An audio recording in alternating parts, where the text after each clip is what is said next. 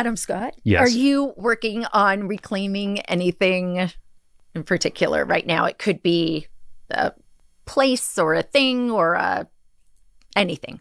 That's a really good question. And I should have had something solidly in mind.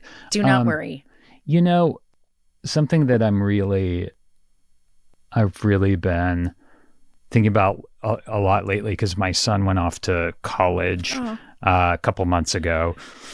How you doing? Well, it's hard. It's hard, you know, it's really, it's one of those big moments, you know, and when we were dropping him off, I had a couple really hard moments, and I didn't want him to see it or know it, because I wanted him to focus on this huge moment in front of him, right? Yeah. And it all kind of cycles through. You start seeing from baby up to saying goodbye at the dorm room. It really starts flashing through like a slideshow in your mind. Oh my and gosh. It happened for me as we were like trying to find a parking space to carry the last load up. So I think that part of that for me is, as a parent, you're always thinking about the mistakes you made and the things you should have done better.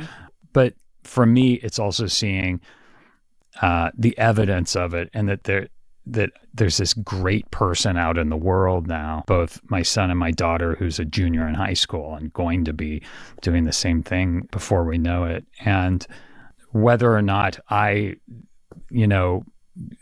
you know, as a actor, you're gone for months at a time, and that's the thing I always feel the most guilty about. But either way, these two ended up these great people who are going out in the world. So I guess the thing I would reclaim is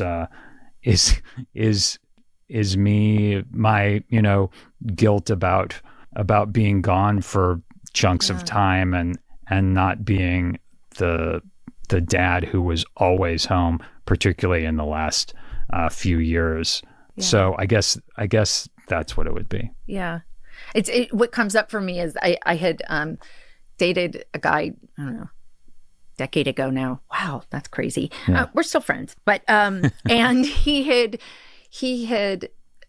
it had taken him like he was divorced, but it had taken him a really long time to get out of his marriage. And he would kind of go through these phases where he'd be depressed about how much time he wasted, like being unhappy in his marriage. And it always struck me as like, well, don't waste your time now. Right. So there's. That's exactly what you're doing right now. If that's what you're worried about. Just sort of, right. There's kind of a, you know, how do you both recognize and accept and trade the time of feeling the guilt for how do you be more present now?